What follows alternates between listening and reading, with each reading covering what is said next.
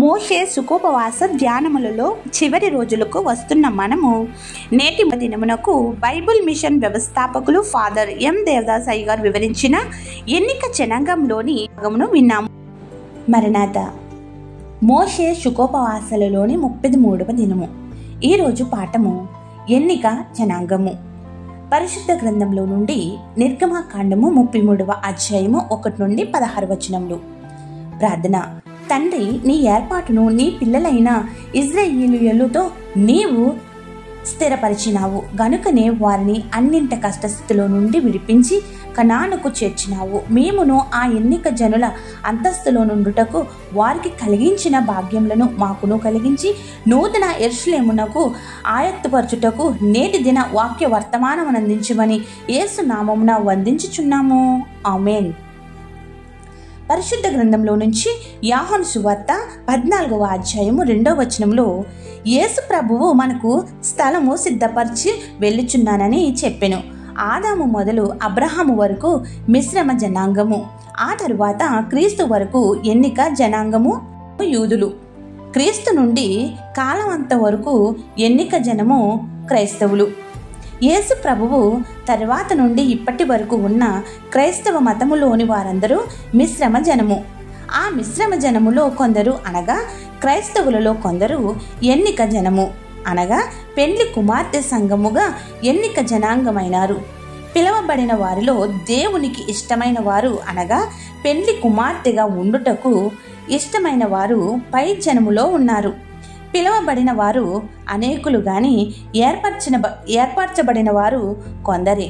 మొదటి వారు కడపటి వారగుదురు, కడపటి వారు మొదటి వారగుదురు. ఈ వ్రాతలు జాగ్రత్త, ఇవి మీకు నోటీసు బోర్డులు. వారిని రకరకములుగా తయారు చేయుచున్నారు. ఎందుచేతనగా అందరూ ఒకే విధముగా లేరు.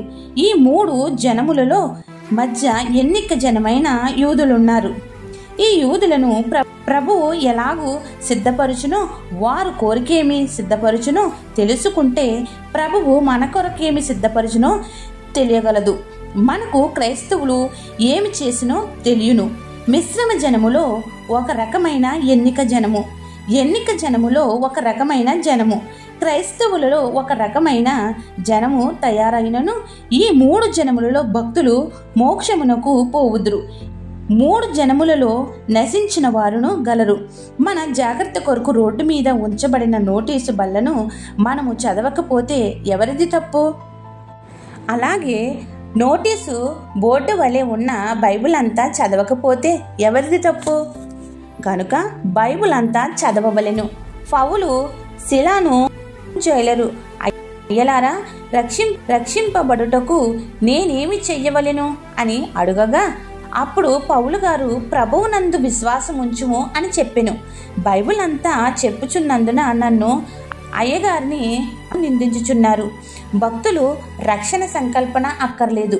పౌలు అంతయు చెప్పలేదు, ఒక్క మాటే పౌలు చెప్పెను. అప్పుడు రక్షింపబడిన వారికి మిశ్రమ జన చరిత్ర, ఎన్నిక జన చరిత్ర గలదు. మనుషునికి ఒక్క మాటే గాని బైబిల్ అంతా నేర్చుకొనునా అని అంటారు. ఉదాహరణకు మనము పై 3 ఏర్పాట్లు దేవుడు రాయించి పెట్టినవి అని గమనించవలెను. అవి ఎవరి కొరకు? దేవుడు మన కొరకు ఏమి సిద్ధపరిచినాడు? 3 జనాంగముల చరిత్రను సిద్ధపరచును.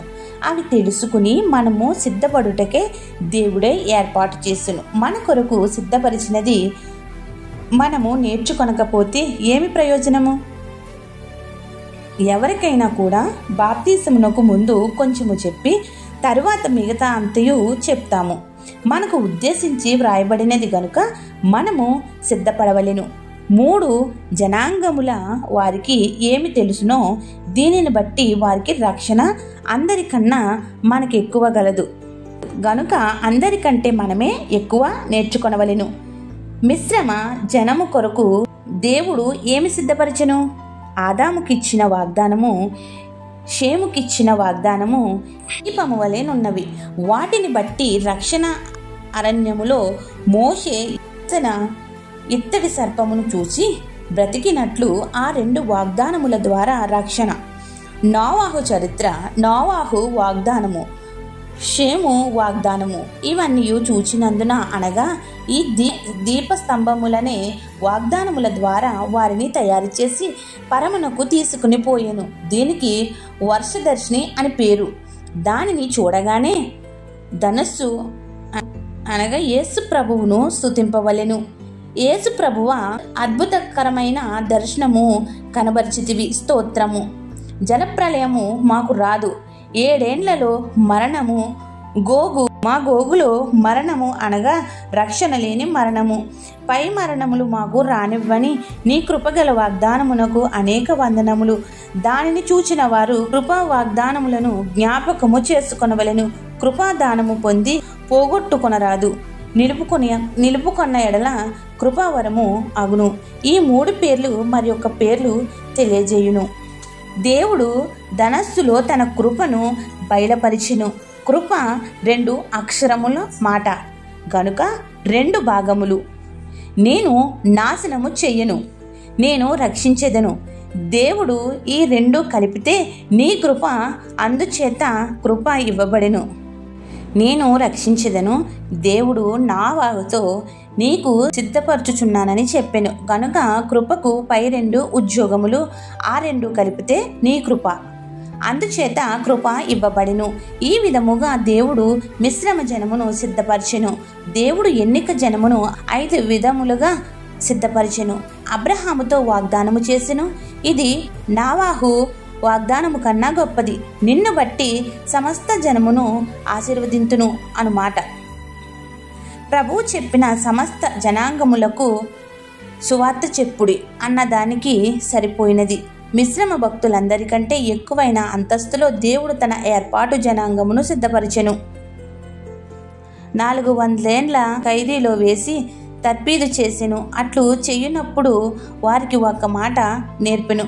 ప్రభువా, మమ్మును ఎప్పుడు విడుదల చేయుదువు? అప్పుడు దేవుడు మోషేను పంపించి మీ మొర వినబడదని చెప్పెను. 400 సంవత్సరములకు కావలసిన పని ఆహారము కలదు. జైల్ ట్రైనింగు అయిన తర్వాత అరణ్యములో ట్రైనింగు కావలెను. నావాహు కాలంలోని ధనుస్సును చూసి స్తోత్రము చేసెను. 400 ఏండ్ల ఐగుప్తు జైల్లో మహాప్రభు అని అన్నట్లు సిద్ధపరిచెను. ఇలాగూ దేవుడు ఇజ్రాయేలీయులను అన్ని విధములుగా సిద్ధపరిచెను. ఒక్కొక్కరికి ఒక్కొక్క పద్ధతి. చిన్న పిల్లల పద్ధతి వేరు, పెద్ద పిల్లల పద్ధతి వేరు. అలాగే మిశ్రమ జనమునకు వేరు, ఎన్నిక జనమునకు వేరు. ఎన్నిక జనమునకు కఠిన బానిసత్వము అవసరము. వాగ్దానమున్న వారికి జైలు ఎందుకు? వారి పితామహులు యోసేపును అమ్మిరి కనుక ఎన్నిక జనాంగమంతటికి 6 లక్షల మందికి శిక్ష. 10 మందిని తర్వాత యోసేపు జైల్లో వేయించిన తర్వాత ఆ జైల్లో వారు యోసేపు దివ్యభాషి అని చెప్పుకొనిరి. వారికే కాదు, అందరిలోనూ ఆ తమ్ముని మీద అసూయ పోలేదు. తండ్రుల దోషము కుమారుల మీదకి రప్పింతును అన్నది తండ్రుల దోషమును కుమారులు కాపీ చేసిరి. అందుచేత అందరికీ శిక్ష. అకాను దొంగతనము చేయగా అందరూ శిక్ష పాలైరి గనుక పరుల పాపములో పాలువారు ఎందుకుడి అని వ్రాసెను. జైల్లో బుద్ధి వచ్చును గాని ఇంకా సిద్ధపరచవలెనని 10 అద్భుతములను చేసెను. మన దేవుడు ఎంత గొప్పవాడని గ్రహించుటకు అద్భుతములు చేసి సిద్ధపరిచెను. ఐగుప్తులో 10 అద్భుతములు చేసి అరణ్యములో 10 ఆజ్ఞలిచ్చుటకు సినాయి కొండకు నడిపించెను. ముందే ఆజ్ఞ ఇవ్వలేదు. 400 సంవత్సరములు ఖైదీలలో ఉంచకపోతే 4 రక్షింపబడరు. వారికి శిక్ష రానిచ్చెను గాని నాశనము రప్పించలేరు. ఈ ప్రకారముగా వారిని సిద్ధపరిచెను. బుద్ధి తెచ్చుకొనుటకే జైల్లో వేసెను. నమ్ముటకు అద్భుతములు చేసెను. సిద్ధపరిచెను. అన్నిటికంటే గొప్పదేది? వారి చేత ప్రార్థన చేయించెను. ఎందుకు? జవాబిచ్చుటకును రక్షించుటకును వారి పితామహులైన 10 మందిని గదిలో సిద్ధపరిచెను. అరణ్యంలో 40 సంవత్సరములు వారికి పాఠము చెప్పెను. వారికి మోషే పంతులు గారి వెనుక దేవుడు ఉండి వారికి చెప్పెను. 6 లక్షల మందికి ఒక్కడే ముఖ్యుడైనాడు. ఆయన దేవుని యొద్ద నేర్చుకుని పాఠము అందరికీ చెప్పెను. వారు వినలేదు గనుక శిక్ష అక్కడ నుండి కనానుకు నడిపించెను. దీనికి పాలు తేనెలు ప్రవహించి దేశమని పేరు. ఐగుప్తులో జైలు, అరణ్యములో పాఠము, కనానులో పాలు తేనెలు. యెహోషువ పంచిపెట్టెను. అలాగూ దేవుడు అబ్రహాముతో నీ సంతానమునకు దేశమిస్తానని చెప్పిన వాగ్దానము నెరవేరును. అబ్రహాము సొంత ఊరు మరలా అబ్రహాముకు కనాను దేశము చేరుకొనెను. అప్పటికి దానిని పాలు తేనెలు ప్రవహించే దానిగా సిద్ధపరిచెను.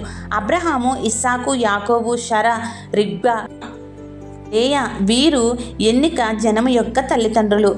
మా తండ్రుల దూతలు అని ఎన్నిక జనాంగమనిరి. లేయాను దేవుడు యాకోబుకు ఏర్పరచెను. రాహేలును దేవుడు యాకోబుకు ఏర్పరచెను. రాహేలు వంశంలో నుండి ప్రభువు రాడు గాని లేయా వంశములో నుండి రావెలను. యాకోబు సంతోషించవలెను గాని విచారపడెను. దేవుడు ఎన్నిక జనమునకు తల్లులుగా షారా, రిగ్బాలను ఏర్పరిచినట్లు లేయాను కూడా ఎన్నిక జనతల్లిగా చేసెను. ఎన్నిక జనమునకు పైన చెప్పినట్లుగా గాక ముగ్గురు తండ్రులను ముగ్గురు తల్లులను ఏర్పరచెను. దేశమును కూడా సిద్ధపరిచెను. తండ్రులను తల్లులను అద్భుతములను ఆజ్ఞలను వీటన్నిటిని దేవుడు ఎన్నిక జనమునకు ఏర్పరచెను అనగా సిద్ధపరిచెను. ఏ విధముగా సిద్ధపరిచెను? జైల్లో వేసి సముద్రపు వద్ద ఏడ్పించి ఊరిలో చెడితే ఊరుకొని పిల్లల వలె ఏడ్పించెను. ఇశ్రాయేలీయులకు పాలు తేనెలు ప్రవహించి తయాము పెట్టుటకు ఇదంతయు చేసెను. ఇదంతయు మొదట అబ్రహాముకు చెప్పెను. అలాగే మన కొరకు దానికంటే గొప్పదగు పరమ కనాను నూతన యెరూషలేము ఇవ్వనై ఉన్నాడుగాన సిద్ధపడండి. దీవెన. అలాగూ అన్ని స్థితులలో ఆయన మిమ్మును కాపాడి నడిపించి మహిమ మేఘమెక్కుటకు ఎన్ని అనుభవములు అవసరమో అన్ని అనుభవ అంతస్తులు అనుగ్రహించి ఆయన రాకడకు ఆయత్తపరచునుగాక. ఆమేన్. ఇట్లు దేవుని సువార్త పరిచర్యలో మీ సహోదరి. ఆమేన్.